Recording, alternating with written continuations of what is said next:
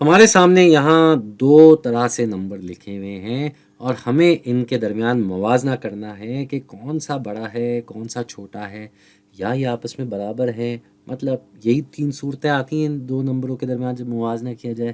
پہلا جو ہے نمبر ہمیں یہاں دیا ہوا ہے 32,000 اور اس میں 50 جمع ہو رہا ہے، تو اس کو اگر ہم دیکھیں تو یہ 32,000 اور 50 یہ آپس میں جمع ہو رہے ہیں، یہ آپس میں جمع ہو رہے ہیں، تو اس کا جواب کیا ہو جائے گا بھائی؟ یہاں صفر اور صفر جمع ہو کے صفر ہی رہے گا، یہاں 5 اور صفر جمع ہو کے 5 آ گیا، پھر تو صرف وہی نمبر ویسے ہی نیچے آ جائیں گے کیونکہ ادھر کچھ اور جمع ہونے کے لیے ہے نہیں۔ تو یہ ہو رہا ہے 32,000 اور 50، 32,050۔ ارے یہاں بھی یہی لکھا ہوا ہے، 32,050 ہی لکھا ہوا ہے، تو ادھر بھی وہی نمبر لکھا ہوا ہے جس کی وجہ سے یہ دونوں آپس میں برابر ہوئے، اس لیے ہم یہاں برابری کا یہ نشان لگا دیں گے۔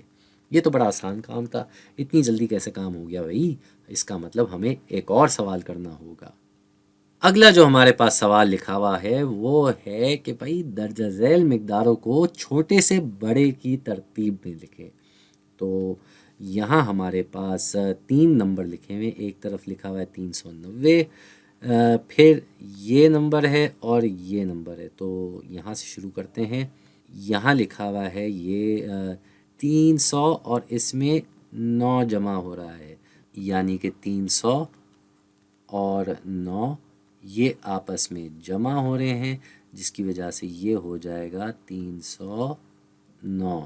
اگلا نمبر ہمارے پاس یہ ایسے ہی لکھا ہوا ہے 93، اس کو کہتے ہیں، تو یہ تو ایسے ہی آ جائے گا۔ اور پہلا نمبر جو تھا وہ ہمیں الفاظ میں لکھ کے دیا ہوا تھا 390، یعنی کہ 300 کی قطار میں 3 اور پھر 90، 390۔ اب کیونکہ ہمارے پاس یہ تینوں نمبر ساتھ ساتھ لکھے ہوئے ہیں تو ہم ان کے درمیان موازنہ کر سکتے ہیں۔ بھائی سب سے چھوٹا تو یہ ہوا نا، کیونکہ یہ تو 100 تک بھی نہیں گیا، آگے والے نمبر 300 ہیں بھائی، تو یہ ہمارے پاس سب سے پہلے آ جائے گا۔ تو سب سے پہلے ہم یہ 93 لکھ دیں گے، یہ سب سے پہلے آ گیا۔ اگلا نمبر کیا ہوگا بھائی؟ ان دونوں میں سے ہمیں دیکھنا ہے کہ کون سا بڑا ہے کون سا چھوٹا۔ دونوں 300 ہیں، 300 سے اوپر کے نمبر ہیں، اس کے بعد یہاں 90 ہے اور یہاں 9 ہے، تو 90 جو ہے بھائی 9 سے بڑا ہوتا ہے، اس کا مطلب 309 اگلا نمبر آئے گا، اور پھر ہمارے پاس 390 آئے گا، یہ ہوگا ان تینوں میں سب سے بڑا۔ اس طرح سے ہم نے ان کو چھوٹے سے بڑے کی ترتیب میں انگریزی طریقے سے ہم نے ان کو ایسے لکھ دیا۔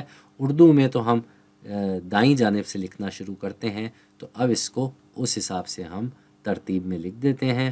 تو بھائی اردو کی ترتیب میں اگر لکھا جائے تو ہم نے انگریزی میں ایسے لکھ دیا تھا، انگریزی ہمیشہ بائیں جانب سے لکھائی کی جاتی ہے، اب اردو میں ہم جو لکھائی کرتے ہیں وہ دائیں جانب سے کرتے ہیں، تو سب سے پہلے آئے گا 93 سب سے چھوٹا، اور اس کے بعد یہ اگلا نمبر ہے 309 جو کہ ایسے لکھا ہوا تھا، تو یہ ایسے ہی آ جائے گا اگلے نمبر پہ، اور تیسرا نمبر جو تھا جو سب سے بڑا وہ 390، تو وہ آ جائے گا تیسرے نمبر پہ، یہ ایک نمبر پہ، یہ دوسرا اور یہ تیسرا۔ اب ہم نے ان کو چھوٹے سے بڑے کی ترتیب میں اردو میں بھی لکھ دیا اور ہمارا کام ہو گیا ختم۔